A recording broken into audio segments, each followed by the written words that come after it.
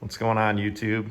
I'm here again with my 2002 Ranger 185 BS. Done a few videos on it. It's overall been an amazing boat. I've had a few people ask me about it. It's not the best looking boat, but I get a lot of compliments, and I've actually won quite a few tournaments with it. But you know, I had reached a point in my life when I'm getting rid of it. At least I'm pretty sure I'm selling it. So I thought, I've owned this boat for 10 years. I'm one of two owners. The first owner did not take care of it at all. And I redid a lot of things and taken really great care of it since then. It sits in this garage, and that was rebuilt just to fit this boat because it doesn't have the swing tongue, so it's a little longer for a normal garage. But I'm doing a review of it just to give anyone that's looking at a boat, if you're looking at a used bass boat, you know, compared to, I've owned a couple other boats, some trackers. I actually owned a newer Ranger before I had kids. That was a 2011. So can give you a little bit comparison to an older to newer boat. But overall, you know, these Yamahas, I've always been an Evinrude guy, but that's the old Evinrudes way back in the day. I went into the dealer when I got my 2011 brand new, and the boat had a Yamaha, and the mechanic said, you know what, take that. I told the mechanic, I'm like, I'll buy the boat. To the salesman, I brought on a mechanic, and I said, I'll take it, but I take the Yamaha off and put an Evinrude on it. And he said, no, you don't want that. They get a lot in there. He goes, we get tons of Evinrudes. We occasionally get a Mercury, and we never get a Yamaha. So I trusted him. I went with it. I did not have a single issue. I had a trim failure on my other one where one of the seals went bad in here. One of the seals went bad, and it was leaking out fluid, and you know, that was a problem. But other than that, the motor was absolutely perfect, or the components around the motor were absolutely perfect. Boat's just been amazing. So let me just start. This is an 18.5 foot boat. And if you're going to fish a tournament, it's 150 horse, 18.5 foot. Most of your tournaments, they require that, or they want that. It's got 24 volt trolling motor, cranking battery on the other side.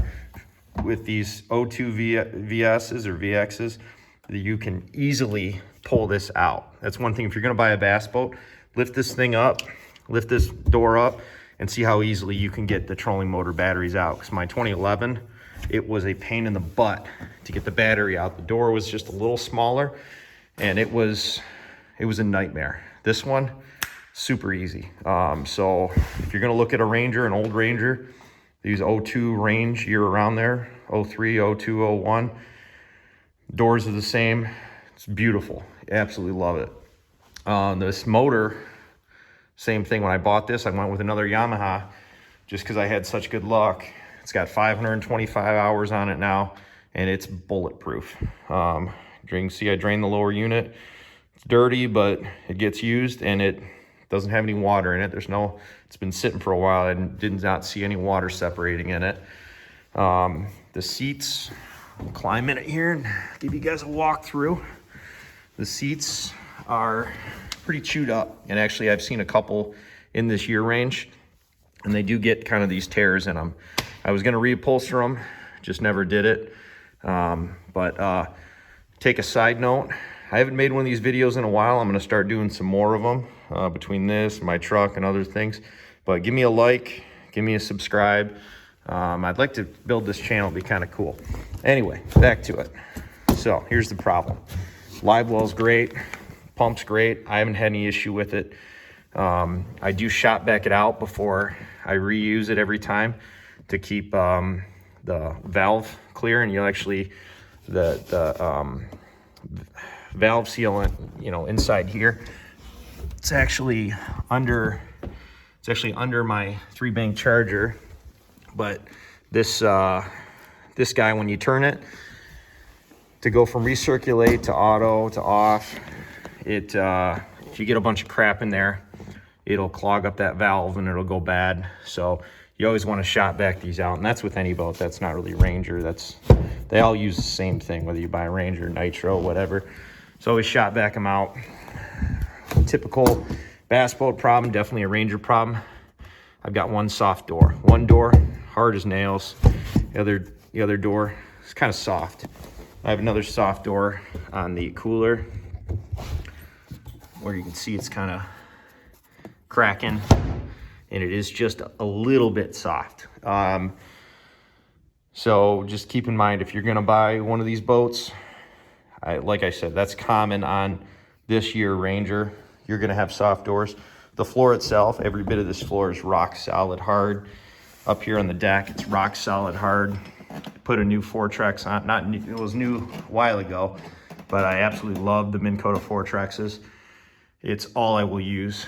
Hummingbirds as well. They don't give me a dime to say this, but again, it's probably the only one I would use is a Hummingbird fish finder.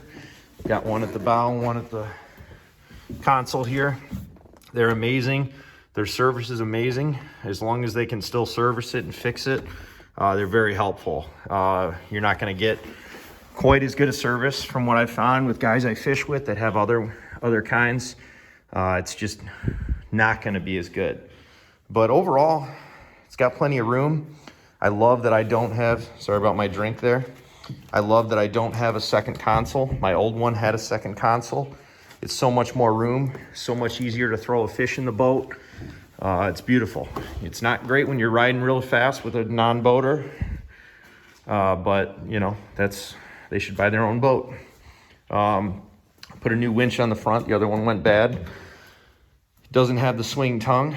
My 11 had a swing tongue, but it was a much longer tongue on it. Came probably way out to here, but it swung right at the edge. So you want to measure the boat and make sure if you want a swing tongue. I think they started that in the 2011, maybe 2010, but I think it was 2011 is when they started that.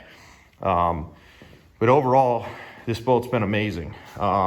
The axles, the bearings on this have not failed me yet. I get repacked every once in a while, but they've been solid. If you buy a newer boat that have the water bearing seals in them, or I forget what they call them, but basically on those, you just refill them with oil and you drive them until they just self-destruct, which on my old boat, it's one of the big gripes I had with that Ranger was the trailer. I was driving down the road, was only a couple years old, and it just fell apart. The wheel almost fell off the axle and I was stuck. I actually made it to a gas station. I'm stuck in a gas station with this boat. And it was a nightmare. So I'm not really thrilled with that, but most of the newer ones, that's what they go to. But if you go with an older boat, you get this older style axle and hub and everything, and it's beautiful. So it's just more and more for going with an old boat, as long as you have a good motor, and especially an older boat like this, it's gonna go for anywhere especially with my gel coat's really faded. It's really crappy because the original owner kept it outside. So it sits in a garage now and looks as bad as when I bought it, but no worse. So yeah, if you don't wax these, the gel coat, and even if you do, if you leave them in the sun all the time, the gel coat's gonna go bad. It's just nature of the beast. But you know, it straps down really nice and easy, man. It's a beautiful boat. The motor, like I said, this motor, these Yamahas are amazing. And I love Mercs, I love Evinrudes, but sorry, Yamahas are better. If you got a problem with that, I mean, you know, leave it at the door, because in my experience, and the guys I fish with been fishing with 15 to 20, 30 boats in club tournaments and bigger tournaments, and more times than not, I mean, the problems happen with all the boats, but you don't see a lot of them with the Yamahas. But, you know, some people just feel like, I don't know, less than American or whatever. But one other thing that's kind of cool, some of the Rangers have, all the boats, depends on the model, but this one has a little digital cluster on it, which is kind of cool. So I can see my hours. Digitally gives you a speed, you know, temperature, amount of oil I have, all that stuff. So it's kind of cool. And over here, you know, gives me a few other options, how much fuel I have, like again, speed, and you know, your trim, all it's a good, I like what they did with the console for the year of the boat. Straps are original. You know, they work just fine. They're pretty old, but you know what? They're good.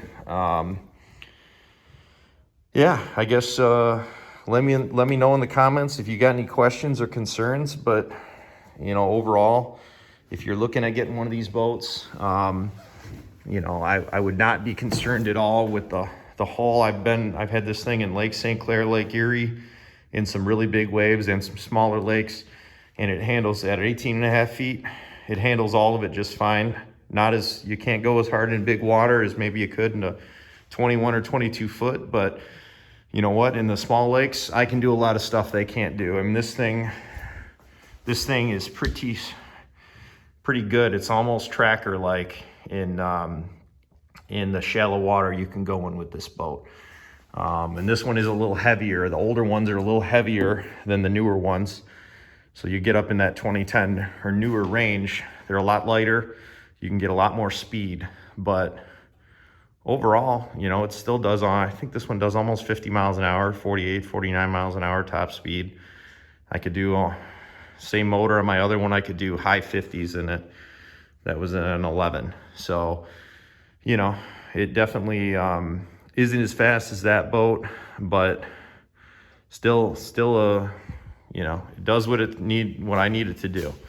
Yeah, if you got any questions, leave it in the comments. Guys, give me a like and subscribe. And you know, here to help. If anyone has any questions, take it easy, y'all.